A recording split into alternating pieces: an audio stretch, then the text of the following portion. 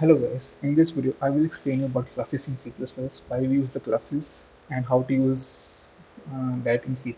I will give the brief tutorial on that. Okay, so let's get started. Classes are used in object-oriented programming. So what object-oriented means? In which this is meaning which in which we deal with objects.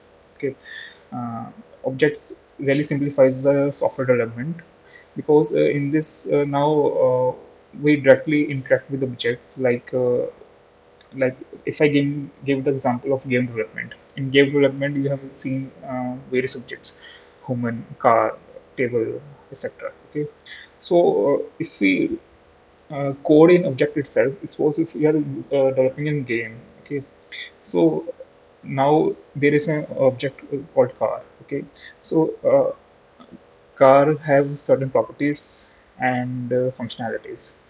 Properties like the height of the car, the width of the car, and how many seats are in the car, and we can represent in the classes. And functionalities like we have to drive the car forward, backward, left, and right. Okay, so that's why we use classes. So for instance, if there are no classes, okay, we have to program some code without any classes. So how we will do that? We will use mainly functions, some procedure programming. So with classes, we have simplified the process. Right now, we do not deal with procedure programming. We can deal directly with objects. We can make the class like car in C++, and we can interact with that class like by using the data members and their member functions. Okay, so as I mentioned here, classes have data and functions. So we can interact with classes using data and function. How classes are the blueprints of the object because class can represent various objects.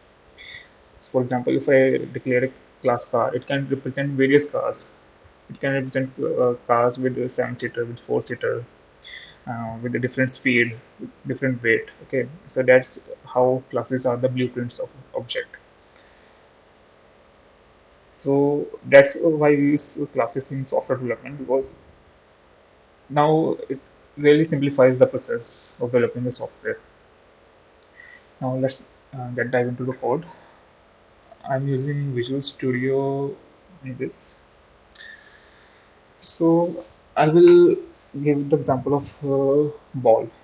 Ball is itself an object. So let's declare a class called ball.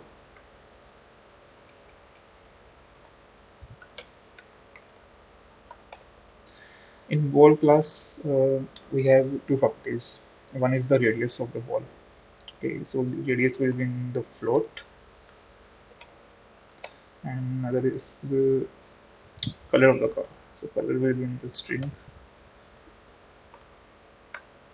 Okay, and we have also have functionality. Functionality will be like ball can bounce. Okay, so let's add functionality bounce.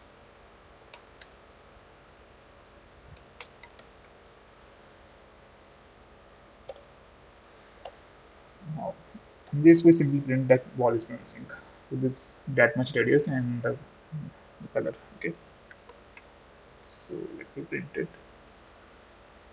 Ball is bouncing with radius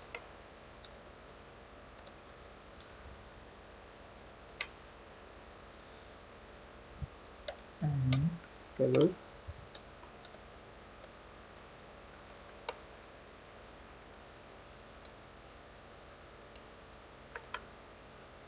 Okay, so we also have to define one constructor to initialize this class. So it will be a parameterized instructor which has two parameters, radius and this color.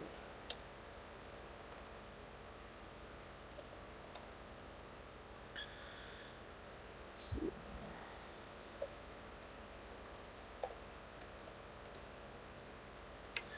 now let's not focus about like this keyword. Uh, I will explain that in later video. So firstly, get firstly understand the concept, so then we will go through this topics also. This color. Okay. So now I have defined the parameterized constructor. So this is the class. Okay. Now this class ball can represent various ball with various size, with various with various radius, and with different colors. Like can be red, blue, white, black. Okay. So let's declare the object of ball object here. So we declare ball B. I have also have to pass the properties of the ball. So let's take the radius as 5.4. It is in centimeters and color red. Okay. Now let's bounce the ball.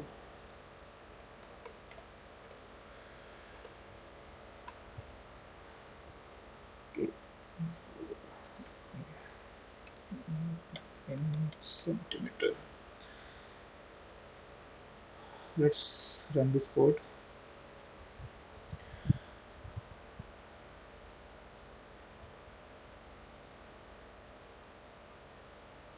As you can see, ball is bouncing with radius 5.4 and color red. So in this, I have initialized the class using the parameterized constructor, and I'm using this keyword. I will explain this keyword in some another video. Okay, so first let's go through the concepts. So there are two data members, that is radius and one is color, and there is one functionality of the ball, that is bounce. Ball can bounce. Okay, so we initialize this data members using the constructor, and we are using these data members in the functionality. Okay, so I'm printing here ball is bouncing with radius that much and color this. And when in main function, I declared the object ball here with 5.4 centimeter and the color red, and then I bounce this ball. Now, suppose if I'm developing a game, so in games, if I have some object or a ball, okay, so I can easily interact with that object. I can easily bounce that ball with this class. So this really simplifies the development of the software. Okay, so that was the example of a game. We can take any other examples also.